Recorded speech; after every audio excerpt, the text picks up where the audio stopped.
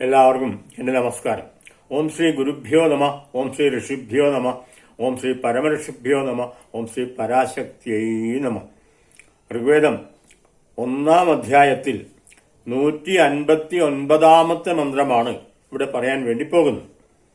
വർഗം 30-31, ദേവത ഇന്ദ്രൻ. മന്ത്രം 1.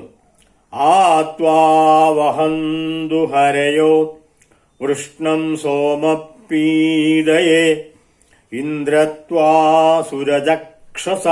ഇതാണ് മന്ത്രം.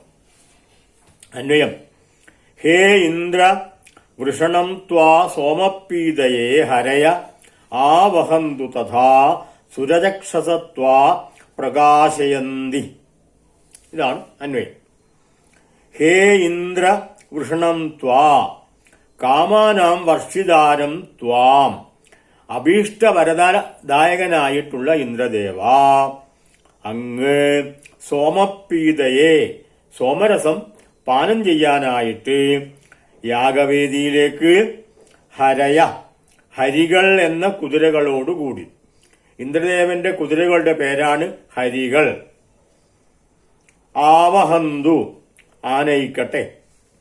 സുരജക്ഷസ സൂര്യതേജസ്സോടുകൂടിയ ത്വാ പ്രകാശയന്തി അങ്ങയെ പ്രകാശിപ്പിക്കുന്നു. അർത്ഥം: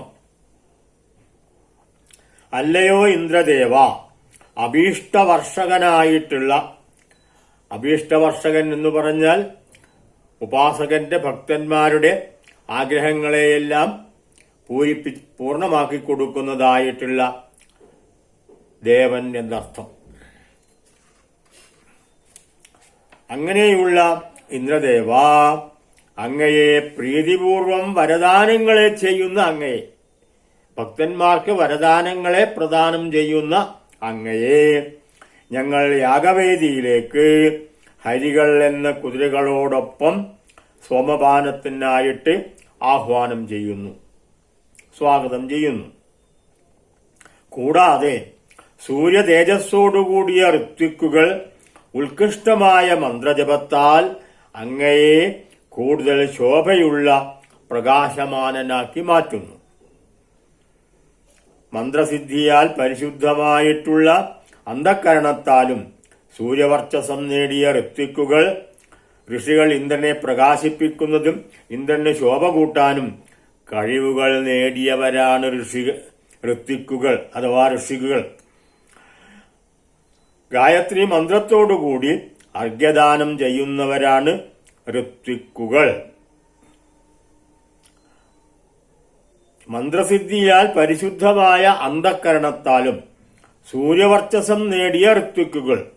സൂര്യവർച്ചസം എന്ന് പറഞ്ഞാൽ സൂര്യ തേജസ്, ജ്ഞാന തേജസ് എന്നർത്ഥം. ഇന്ദ്രനെ പ്രകാശിപ്പിക്കാനും ശോഭ കൂട്ടാനും കഴിവ് നേടിയവരാണ്. ഇന്ദ്രനെ പ്രകാശിപ്പിക്കാൻ, ഇന്ദ്രനെ സന്തോഷിപ്പിക്കാൻ, ഇന്ദ്രനെ തേജസ്സുള്ളവനാക്കി മാറ്റുവാനും മന്ത്രസിദ്ധിയുള്ള